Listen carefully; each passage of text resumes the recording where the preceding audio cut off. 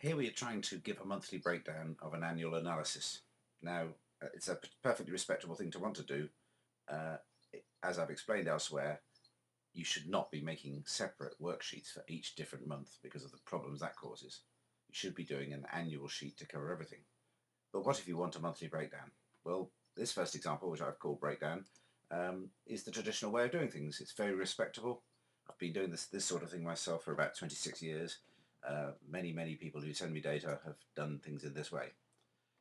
What you have here is a separate section for each month, and you've got a sum total for each group. And then at the bottom, you add the three together, or it would be 12 in the case of a year. And you'll see that each month has my special line there to draw a line under things and to ensure that when you insert a new row into the spreadsheet, the sum formula continues to work satisfactorily. Now there is an alternative, which is to do one complete run of data like this and then have separate totals at the bottom. And so in this instance you could type a sum formula equals sum brackets April equals sum brackets May close brackets equals sum brackets June, and we've got another total there. But we already see a problem here, because actually if you put a rather sensible comparison row in there to compare the overall totals with the sum of the monthlies, you can see there's a mistake, and it's a deliberate mistake I just inserted because I didn't bring this row into force. In fact, it's out of order. It should be month 3, shouldn't it? It's June. So that's a bit problematical. You can improve on this by using a rather complicated formula which I've got here, and it works on a special feature that Excel has. Let's see if we can work out how it works. Well, the first thing is you'll notice that there's a little bit of a difference between this spreadsheet here and this spreadsheet here, other than the fact that this one's broken up into months and this one is not.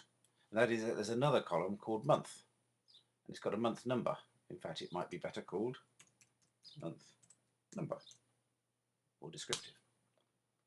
And what you have to do there is to put a number corresponding to the month against each section. You can automate that process, by the way, but we're going to get even more complex if we do that. You could say if this range is April, then it's a 1, and if this range is May, it's 2, etc. That's probably a subject for reading a big fat Excel manual, and also will cause your spreadsheets to become bigger and slower. So for the purposes of this exercise, we've put a month number in there, and down here we have put the headings of the months, and we've also put the corresponding number for each month, 1, 2 and 3 there. Now I'm going to copy this formula and paste it because I prepared it earlier. And actually I copied the formula from another spreadsheet, and this is what I always do, pasted it into this spreadsheet and then corrected it, because typing it from scratch it blows your mind. So it's better to do it that way. But let's examine how the formula works.